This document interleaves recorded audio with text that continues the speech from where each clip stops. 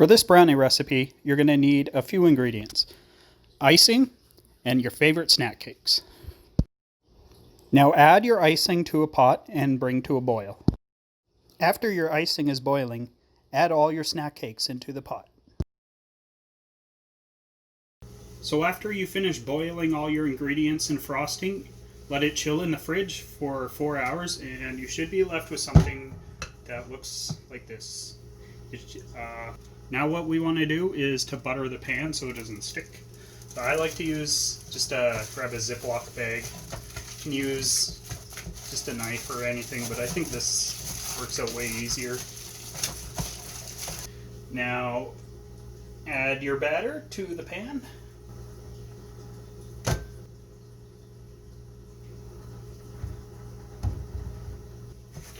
Spread it out so it's nice and even.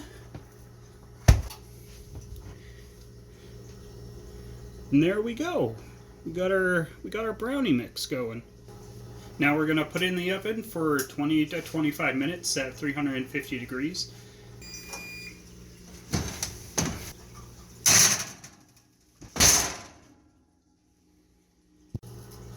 Now after 25 minutes, it should come out looking something like that. Pretty much the exact same as it went in, but it's a lot harder. Now the thing about brownies is it continues to cook after you pull it out, and it'll be really soft, but it will harden as it cools.